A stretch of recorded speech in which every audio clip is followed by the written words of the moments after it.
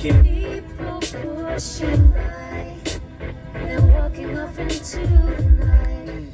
You guys remember when Queefy Boy made up some stupid lie that he's going out with some female that's divorced and has 2 kids? And he did this just to flex on his incel followers like DJ Rudden, who's also an incel.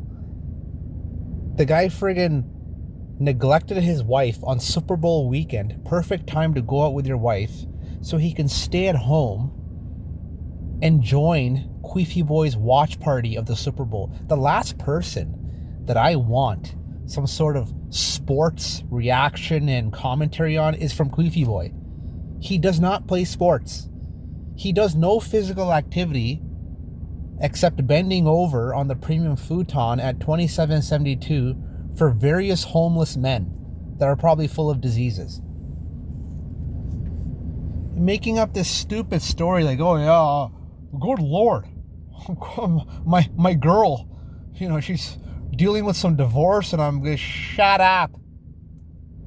You sent D-pics to Candace for over 15 years because you're cucked. And there's no friggin' way that any girl is going to be seen alive with you by her side. Maybe Cyan raised herself. Maybe her. But no one else. See, either 2 things happen here. One of 2 things happen here. And they both end with Queefy Boy not getting laid by a female. Either he made the whole thing up because Slotham was destroying him day after day after day with rants. So he wanted to look like a tough guy in front of Mac Daddy James Campbell, 14 karat gold chain, Estella. Or he did meet some female who probably drained him of all his money, his worthless cents that he has. Probably drained Queefy Boy of all his welfare money, and on top of that, food stamps. It's ridiculous, because Queefy Boy is the type to get bamboozled by a female. Look what happened with YQ.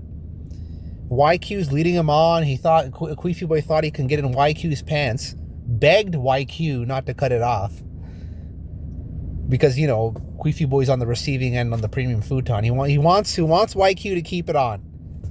He wants Cyan Razor Cell to keep it on. So does Hobo Elbow. And then this female, probably skinny, malnourished, high on crack, got payment in, I don't know, in meth or something. And Queefy Boy thought that all of a sudden he's going out with this girl. You're not, Queefy Boy. You are the biggest loser that YouTube has ever found. You are not a tough guy. You were the same sack of crap that got lifted up, tackled to the ground, and all you did was grab the guy's crotch, foaming at the mouth, salivating at the thought that maybe he can be your next lover. Chill, guys, chill. Like, I have never seen someone with more fear than Queefy Boy in that exact moment. And then he sits there. He sits there on YouTube right now, pathetic as can be, with no energy, no testosterone. Have you seen the beard that this guy tries to rock? It's a friggin' uneven GameCube beard that he barely grew. And he makes up some lie that, people at work dared me to grow a beard. You don't work, Queefy Boy. You're on government assistance. The only work you do is signing on to Service Canada every now and then so you can check your friggin' payment slips. You don't work. And if you are going to work, it's going to be friggin' mopping floors of a friggin' disgusting bathroom, cleaning urinals, and cleaning turd specks out of a goddamn porcelain bowl. You are nothing. You will always be nothing, queefers. Your parents don't like you. Joanne friggin' gave up on you. Friggin' Willie Nelson Elwood, whatever his name is, your dad. He gave up on you to the point where he didn't want anything to do with you. And he gave probably all his inheritance to your sister, Julianne, who deserved it, going out with a married a friggin' Chad, Coach Booge, actually does physical activity. He's a goalie teacher in hockey.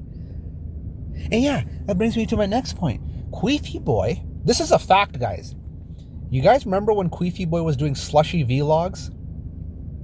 He stopped doing those because Coach Booge threatened that he was going to go find him somewhere in that same goddamn park because Darius Truxton's stupid rants and antics caused his wife, Julianne, to get all messed up. Another scaredy little cat prick, Queefers. Who else is scared? Lewis has a baby alien head. Lewis Panini Head is another scared twerp that acts like he's the toughest guy on planet Earth when he's not. We saw him punch a punching bag. He's literally barely moving it. Even heavy winds can move that punching bag more than you punched it, friggin' Lewis. And you literally did a double punch. That was one of the funniest things I've ever seen in my life when I pointed that out.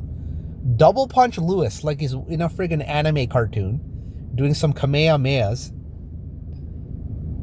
Where's Diablo rings? Where's World of Warcraft earrings? He's wearing these friggin' prescription glasses. You still look cross-eyed in them, Lewis. You are cross-eyed. You look like Perry Saturn from friggin' WWE. And you wear mesh tank top. His video, he's wearing a mesh tank top. Guys, what I said, everything I said about Lewis from the beginning, everything I said ended up being true. Everything. He lives with mommy. He lied about not living with mommy. He friggin' his girlfriend or whatever left him. Of course, what girl's gonna be caught live with him? Look at him.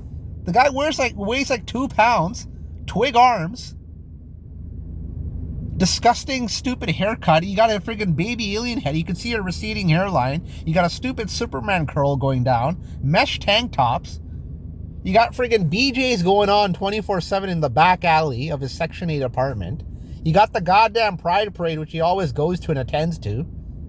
It's ridiculous. This whole little friggin' group of people that hang around Queefies, it's just disgusting. James Campbell. Dave C. Spitting on the goddamn friggin' floor of his washroom and his dog's walking around. Cyan razor smells like doo-doo. Previous second in command, Hobo Albo, smells like garbage. DJ Rudden, the most cucked incel ever on planet Earth.